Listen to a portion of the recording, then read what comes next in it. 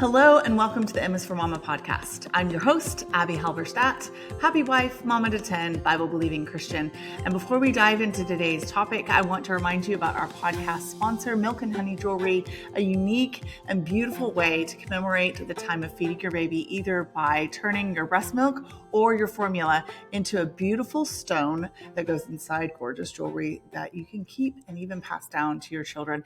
It is super easy to do. You can just mail your breast milk or formula sample into them. They turn it into a stone, mail your jewelry back to you. You get to choose between a bunch of different beautiful designs, and then you have that to keep.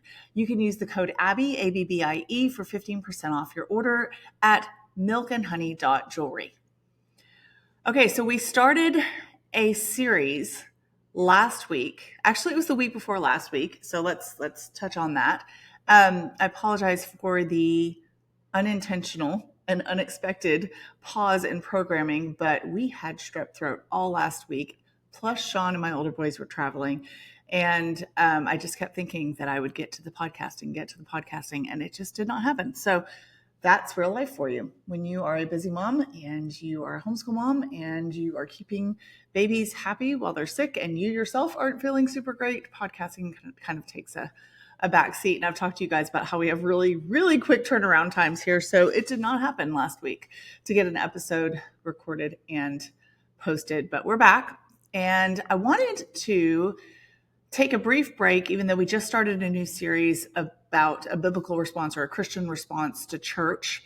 And we did our first episode a couple of weeks ago about not being a scoffer. And that could apply to pretty much any situation in our lives, that we're not supposed to be mockers and scoffers. We dove into Psalm 1 and how that affects how we view the Christian church, how we approach the bride of Christ, what the Bible has to say about it. And we're going to move on to another facet of that in the coming weeks. I'm not exactly sure how long our series will end up being, but I'm guessing 3 to 4 episodes.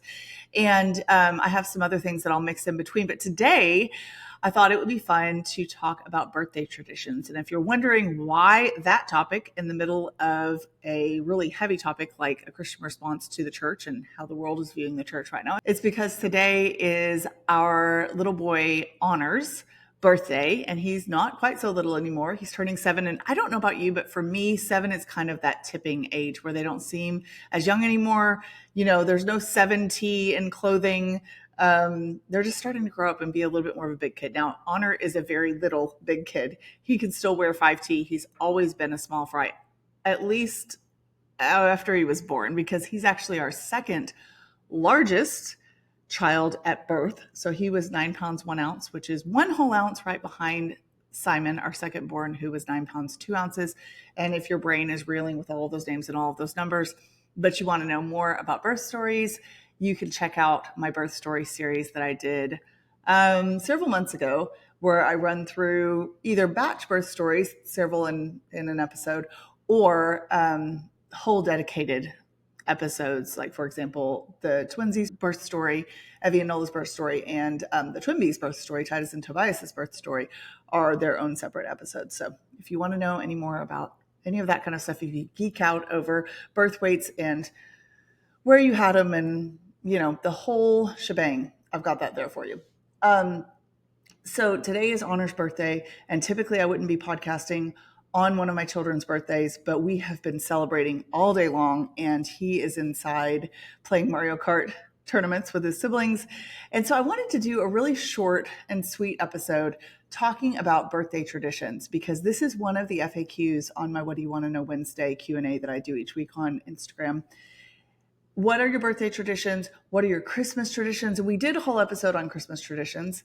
And I got a lot of feedback that you guys enjoyed that you got some ideas from it, that you found some commonality there, or just thought, oh, we don't do any of those, but that's cool because we do this other thing.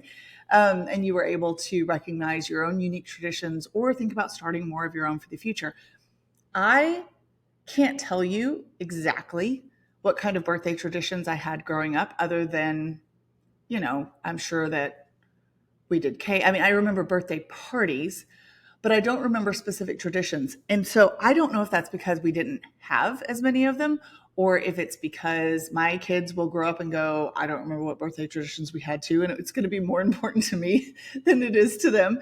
But either way, at this point in their lives, they seem to enjoy our birthday traditions, and we do have some specific ones. So I thought I would share some of them with you to maybe jog some creativity if you're looking for what to do with your kids as they get older, or to maybe refresh kind of a tired tradition that nobody seems to enjoy as much, because that happens. Sometimes things work for a season and then they don't work as well in the future, and that's fine.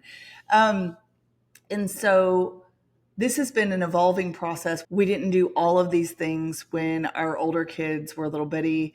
And some of these things make more sense now that we have older kids who can help out or contribute. So just keep that in mind. Remember, the goal is not comparison. The goal is encouragement, inspiration, and just kind of gleaning new ideas or being affirmed in the ideas that you already do. So the number one thing that we have always done is a birthday breakfast. There's always been some sort of special meal for the breakfast honoree. And I know that that's not even a little bit unique, but I have heard from people that are like, yeah, breakfast is not really our thing. So breakfast has always been our thing. This is something that Sean and I always did for each other whenever we could, even when we were dating. And while we were engaged, and then when we were married before we had children. Now, that wasn't for very long because our first kid was born about a week before our first wedding anniversary. But then, you have a 1-year-old or a 2-year-old, and they don't really notice that it's a special birthday breakfast. So this is kind of something that we established as a couple tradition to make a special breakfast for each other. And then we've continued it with our kids. The thing that we love during that breakfast the most, and I know this is not unique to our family, and I'm almost positive that Sean's the one that came up with the idea, because I really do think that he comes up with the majority of our really good traditions that we stick to. I'm the food person. He's the detailed tradition person. I love it. And some stick and some stay and some go by the wayside, but this is one that is stuck for sure, is that we go around in a circle, and it doesn't matter which direction I'm sitting from him. Typically, when we're at our house and we're around the kitchen island, he is to the left of me. So we go counterclockwise, and I'm the next one right beside him. So we just keep going in a line. As we've been at our rental and we have done birthdays, it seems like I'm sitting at some weird spot to him. We're sitting across from each other, but I always go second. So what we do is we say one thing we really love about the birthday boy or girl. And then we go so Sean goes first, and then I go, and then we go around the table counterclockwise. And typically at this point, just kind of by unspoken, it makes sense, we've said enough, it just kind of has settled on, we usually do 2 rounds. In the past, we would do more. Sometimes we would do 1.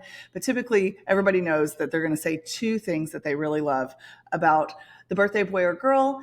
And they just sit there and bask in the glow of being adored and having nice things said about them. Even there's a tradition within the tradition of saying these things about the birthday boy or girl, in that somebody at some point is going to say, and I'm so grateful and I love about you that you're so generous. And the reason that they say that is because everybody's always getting treats on their birthday. So it's kind of this wink, wink, nod, nod to the fact that, and you're going to share those with us, right? And so at this point, for a while there, people made that joke because they both did want them to share their treats, but also they just wanted to make a joke about how, oh, aren't you so generous? And now it's gotten a little old. So if people don't make the joke about the generosity, someone at the end will throw in there, oh, and also you're so generous. So we're all so very generous according to our birthday tradition, because we all want to share each other's treats. So that is a big one. And I feel like those, regardless of your love language, whether it's touch or words of affirmation or acts of service or giving gifts, there's not anybody too much that's going to turn down words of affirmation, especially a kid that's going to be upset about the fact that his or her whole family is taking the time to say very specific things. I love it when you wrestle with me or play tickle spider with me. I love that you read books with me or you help me with my projects. I love your sense of humor. Like things that we said, for example, about Honor today are that he has a very sparkly personality, that he lights up a room, that he is charming, that he is fun, that he's almost always cheerful. Now that makes Honor sound like just the perfect little boy. And of course he's not. He has his flaws, but he is a very bubbly, effervescent, enjoyable little boy to be around. And anyone that you talk to, whether it's his Sunday school teachers or people at the gym that we go to, or his homeschool co-op teachers all say the same thing. Honor is just fun. He's a joy. So that's going to kind of be the theme. For someone else, it would be a different theme. And it's interesting to see how the theme emerges as we, the people who know them best, talk about different aspects of these traits that are unique to them, but so known to all of us. And so that's probably one of my favorite things about birthdays, is getting that moment to really focus on them and say, we all love you so much, period. But here are some of the reasons why we like you as well and love you. And then we will typically, if we can, depending on the day, focus obviously as much as possible on celebrating that person. So they get to decide the order of the day. Because we homeschool, there is the freedom to get up early and get some math done, and siblings will do that. They'll race through their school early of their independent work and be ready to play Mario Kart tournaments, or we've really been into some card games recently. One is called Mantis and one is called Gnoming Around. They really like Exploding Kittens, Rat-a-tat Cat. What are some other ones? Those are just, I always get asked for family game ideas. So there's a couple that I'm throwing out there. And so they'll play a card game, or they will put together a toy that they've gotten. So yes, of course, we do presents as well at breakfast. And so the whole package is breakfast plus these words of affirmations plus presents. Oh, and also lately, it's probably been 4 or 5 years. Actually, it's probably been longer than that we make homemade cards. Nothing fancy. Sometimes it's just, a note on a piece of folded printer paper. Oftentimes the girls who love to draw will accompany it with a sketch or a watercolor little painting or drawing really quickly, and we'll help the little ones write their names. And it's just another way of expressing specific things that we love and like about this person to make them feel special on their special day. And then one tradition that we've been able to establish as we've had older kids that were able to help us out by being there and holding fort while we took the birthday honoree out for lunch is that Sean and I will specifically take that child, or in the case of Abbie and Nola, children, out for lunch wherever they want to go. And they will, they'll get us all to themselves for that time. I say Abbie and Nola together, and people are like, why don't you let the twins have their own birthday tradition? Why are you always keeping them together? It's not that we're always keeping them together. We would happily do 2 different birthday lunches on 2 different days. That would be totally fine. They actually prefer to do the lunch together. And anytime that we've kind of tried to encourage them to branch out and do you want to do it separately? I mean, nope. And there may come a day when they change their mind. But at this point, they very much so would feel bereft to be separated from their sister on their birthday. So that's how that goes. We'll see how Titus and Toby look at it, because we typically start this tradition when our kids are between 3 and 4. Not between 3 and 4. That would be strange. That would not be their birthday, but somewhere around 3 or 4. And Titus and Toby really needed naps on their birthday this last go round, and kind of didn't seem that interested in the concept. They're like, okay. So I think we'll probably give it a try on their 4th birthday, which is typically the one where you can tell they get it. They appreciate the special attention. They think it's really fun, and they love having just mama and daddy to themselves for that time. And they're able to pick the restaurant and all of the things.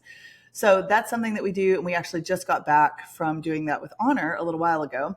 And we'll also give them the choice of several things that they love to do. So for example, with Theo, who is now 9, he got into this habit of he wanted to eat at a certain place. There's this really fun Mediterranean restaurant in our town. And if you live near me in East Texas, then the name of the restaurant is Tiba Grill. It's super yummy. And he wants to go there. And then he wants to go to Half Price Books. And what's hilarious is he's not even looking at books. Theo loves books, but he's not specifically looking at books. Years ago, when we started this tradition, he went in the back and discovered that they had this little area with stuffed animals and puzzles and toys. And it's so cool and funny how kids just get enamored of a certain concept.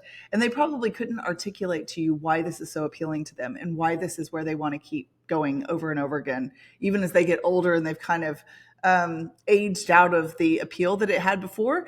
So he always wants to go to half price books. But the last 2 years, we haven't stayed very long because stuffed animals aren't really his thing anymore, and the little toys are a little young for him.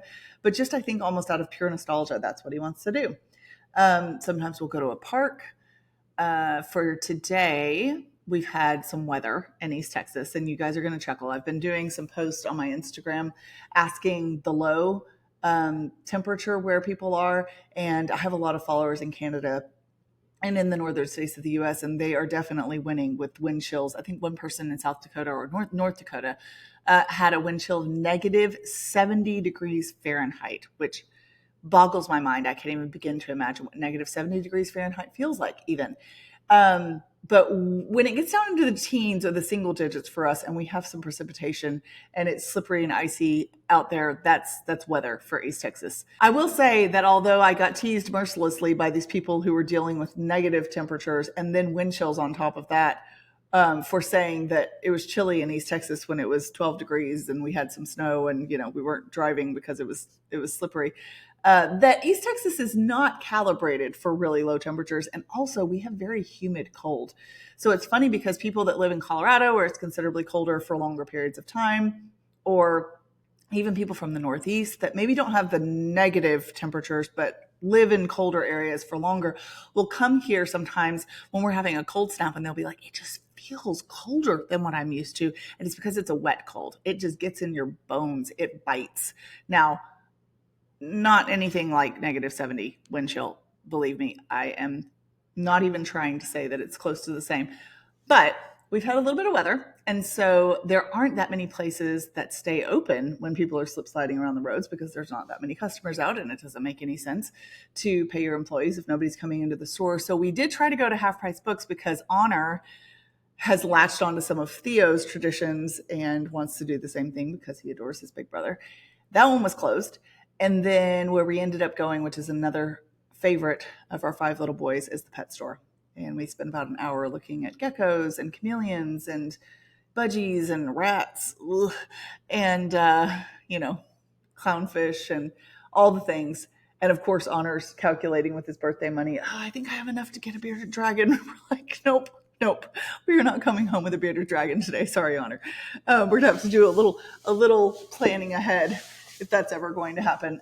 We actually have had chameleons before, and we've had a snake, a corn snake. We've had rabbits. We've had guinea pigs. We've had hamsters. We've had all kinds of reptiles, fish and turtles. We've kind of run the gamut. At the moment, we don't have any pets at all, except for the cats that we're keeping alive at our house when Sean goes there to feed them. And Ruby. Ruby is our faithful beagle. In case y'all didn't know that we have a beagle, we've had her for about 6 years. So we spent some time at the pet store, and then we will have dinner together as a family, and the birthday boy or girl gets to pick their dinner. Pretty typically, they will pick steak because we don't have steak very often, potato salad, and homemade bread, which is exactly what Honor picked. Like I said, it's funny to see how they watch these traditions unfold and then they want to keep doing them. They want to perpetuate the same things because they just love them. And it's not something that we do super often, even though there are 12 of us. So obviously there's birthdays happening fairly often. In fact, we pack them in. We really pack them in on September 24th because that's the day that both of our sets of twins were born. Knock those out. And then we have my birthday in October, 2 birthdays in November, and a birthday in December, and then January and February. And then we take a break. Oh, wait. And Sean's is in January as well. So, yep, that whole September to February stretch is full of celebrating once or twice a month. And so we did our typical dinner that I just described to you. And then everyone, excluding me, chooses the same dessert. And you've probably had it before, and it's terrible for you. But this is our traditional Halberstadt cake, and it's just a boxed cake mix that you bake according to directions. Then you stab it full of holes with a fork so that you could pour in this terrible for you concoction, but it's super ooey gooey and yummy tasting of condensed milk and like a cream caramel. You could make your own. You could absolutely take a lot of extra steps to make this way healthier, at least without all of the preservatives and chemicals in it. For the rareness that we have it, even if it's twice a month for several months in a row, I do not take all of those steps. So the one thing that I have done is, so you mix together the condensed milk and the cream caramel, and I just do a jar of it, like the sauce that you would put on ice cream, and mix that together with 1 can of the condensed milk, and then you pour it in all those cracks and holes that you just made by poking the tar out of your cake with your fork. And then you cover it all with, I think the recipe calls for Cool Whip. And I have started making our own whipped cream at home and just using real whipped cream. And it's way better for you, ish, but also it just tastes better. And then the next extra over the top level of good tasting but bad for you is that we sprinkle Heath Bits, chocolate coated Heath Bits on top of all of it. It is so decadently gooey and over the top sweet, and that's my kid's favorite. I said accepting myself when I said that this is our traditional birthday dessert. I actually don't love this cake. It's a little too much for me, and I have a sweet tooth, so that's saying something.